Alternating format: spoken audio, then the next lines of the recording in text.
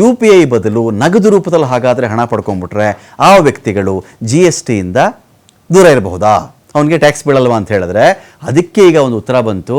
ನೀವು ಅಕಸ್ಮಾತ್ ಏನಾದರೂ ಹಣದ ಮೂಲಕವಾಗಿ ನೀವು ತಗೊಂಡ್ರೂ ಕೂಡ, ಪಾವತಿ ಮಾಡಿಸಿಕೊಂಡ್ರೂ ಕೂಡ ನಿಮಗೂ GST ಹಾಕ್ತೀವಿ. ನಾವು GST ಹಾಕ್ತೀವಿ.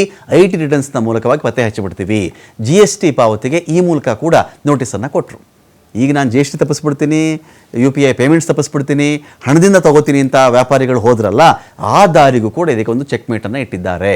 ಸೊ ಇಲ್ಲಿ ವ್ಯಾಪಾರಿಗಳಿಗೆ ಸಂಕಷ್ಟ ಶುರುವಾಗಿದೆ. ಅವ್ರು ಹೇಳ್ತಿರೋದು ಇನ್ನೊಂದು ಕಡೆ ಏನು ಮಾಡ್ತಿದ್ದಾರೆ ಅಂದರೆ, ನೋಡಿ ಸ್ವಾಮಿ, ಆಗಿದ್ದಾಗ ಹೋಯಿತು, ಇಷ್ಟು ವರ್ಷಗಳಿಂದ ಏನೋ ನಡೆದು ಹೋಗ್ಬಿಟ್ಟಿದೆ, ಹೊಸದಾಗಿ ರಿಜಿಸ್ಟರ್ ಮಾಡ್ಕೊಂಡ್ಬಿಡ್ತೀವಿ ನಾವು, ಇಲ್ಲಿಂದ ನೀವು ಲೆಕ್ಕ ಹಾಕೊಂಬಿಡಿ, ಹಳೇದೆಲ್ಲ ಬಿಟ್ಬಿಡಿ ಲೆಕ್ಕ, ಅದು ಇಲ್ಲ, ನಮಗದು ಗೊತ್ತಿಲ್ಲ, ಈಗ 7 ವರ್ಷದ ಲೆಕ್ಕ ನನ್ನ ಕೈ ಕೊಡೋಕ್ಕಾಗಲ್ಲ ಅಂತ ಹೇಳಿಬಿಡ್ತಾರೆ.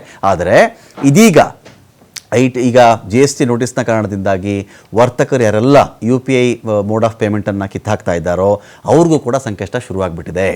2017ರಲ್ಲೇ GSTನ ಜಾರಿ ಮಾಡಿದಂಥ ಕೇಂದ್ರ ಸರ್ಕಾರ ವರ್ತಕರು ಗ್ರಾಹಕರಿಗೆ ತರಬೇತಿ ಕೊಡದೆ ಇದನ್ನು ಜಾರಿ ಮಾಡಿತು.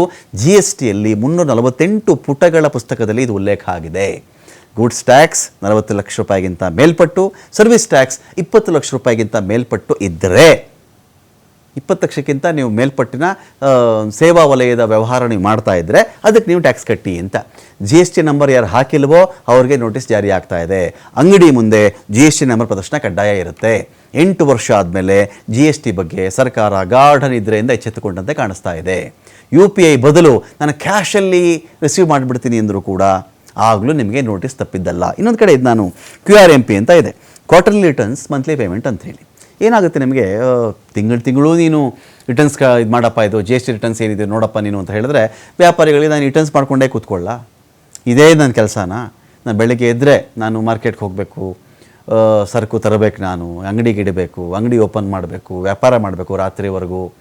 ಸೊ ಇದೇ ಕೆಲಸ ಮಾಡ್ಕೊಂಡು ಕೂತಿರಲ್ಲ ಅಂದರೆ ಕ್ವಾರ್ಟರ್ಲಿ ರಿಟರ್ನ್ಸ್ ಮಂತ್ಲಿ ಪೇಮೆಂಟ್ ಅಂತ. GST ವಿಚಾರದಲ್ಲಿ ಇನ್ನೊಂದಿರ್ತಕ್ಕಂಥದ್ದು ಏನು ಅಂದರೆ, ಕ್ವಾರ್ಟರ್ಲಿ ರಿಟರ್ನ್ಸ್ 3 ತಿಂಗಳಿಗೊಮ್ಮೆ ರಿಟರ್ನ್ಸ್ ನೀನು ಫೈಲ್ ಮಾಡ್ಕೋ GST ವಿಚಾರಕ್ಕೆ ಸಂಬಂಧಪಟ್ಟಂತೆ. ಮಾಸಿಕವಾಗಿ ಮಂತ್ಲಿ ಆ GST ಕಟ್ಕೊಂಡು ಹೋಗು ನೀನು. ಆಗ ಓವರಾಲ್ ಆಗಿ ನಿನಗೆ ಒಂದು ಇಡೀ ವರ್ಷಕ್ಕೆ ಒಂದು ದೊಡ್ಡ ಬಂಡೆ ಥರ ಬೀಳುತ್ತಲ್ಲ, ಅದೇನೂ ಬೀಳಲ್ಲ ಅನ್ನೋ ಒಂದು ಇಲ್ಲಿ ವಿಧಾನ ಕೂಡ ಈ ಒಂದು ವಿಚಾರದಲ್ಲಿ ಇಂಪ್ಲಿಮೆಂಟ್ ಆಗಿದೆ. ಸೊ ಹಾಗಾಗಿ ಈ ವಿಚಾರದಲ್ಲಿ ವರ್ತಕರು ಮತ್ತು ಈಗ GST ಅಥವಾ ಕಮರ್ಷಿಯಲ್ ಟ್ಯಾಕ್ಸ್ ಡಿಪಾರ್ಟ್ಮೆಂಟ್ ಅವ್ರು ಏನಿದಾರಲ್ಲ, ಇವರುಗಳು ಕೂತ್ಕೊಂಡು ಒಂದು ಕಡೆ ಮಾತಾಡಬೇಕು ಇವತ್ತಿಗೆ.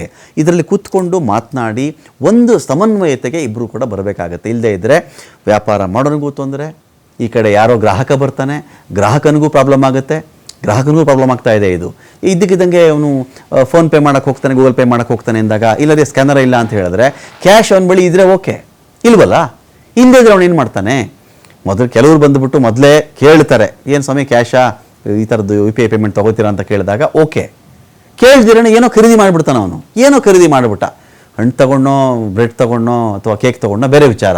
ಆಮೇಲೆ ಎಲ್ರಿ ಕೊಡ್ರಿ ಸ್ಕ್ಯಾನರ್ ಅಂತ ಕೇಳಿದಾಗ, ಸ್ಕ್ಯಾನರ್ ಇಲ್ಲ ರೀ ನಮ್ಮಲ್ಲಿ, ಕೊಡೋಗಿದ್ರೆ ಕ್ಯಾಶ್ ಕೊಡ್ರಿ ಅಂತ ಹೇಳಿದ್ರೆ ಗಲಾಟೆ ಶುರುವಾಗುತ್ತಾಗ. ಏನು ರೀ ನಿಮ್ಮ ಅಂಗಡಿಲಿ ಯಾಕ್ರಿ ಇಟ್ಟಿಲ್ಲ ನೀವು, ಇನ್ನೆಲ್ಲ ಇಡಬೇಕಲ್ವ ನೀವು, ರೂಲ್ ಅಲ್ವಾ ಇದು, ಏನು ತೆರಿಗೆ ವಂಚಿಸ್ತಾ ಇದ್ದೀರಾ ಅಂತ ಕೇಳ್ತಾನೆ. ಹಾಗಾಗಿ ಎಲ್ಲ ಗೊಂದಲಗಳಿಗೆ ಒಂದು ತರಬೇತಿ, ಒಂದು ನಾಲೆಡ್ಜ್ ಹಸ್ತಾಂತರ ಆಗಬೇಕು. ಇದರಲ್ಲಿ ಅಂದರೆ ಅದು ತಿಳುವಳಿಕೆ ಮೂಡಬೇಕು ಅವ್ರಿಗೆ, ತರಬೇತಿ ಕಾರ್ಯಾಗಾರಗಳಾಗಬೇಕು, ವಾಟ್ ನೆಕ್ಸ್ಟ್ ಅಂತ ಹೇಳಿ ಏನು ಮಾಡಬೇಕು ಅಂತ ಆಗಬೇಕು. ಇದು ಬರೀ ದಂಡ ಹಾಕುವ ವಿಚಾರ ಇದೆಯಲ್ರಿ, ಅದು ಹಣ ಕಲೆಕ್ಟ್ ಮಾಡುವ ಸಾಧನ ಆಗಬಾರ್ದು.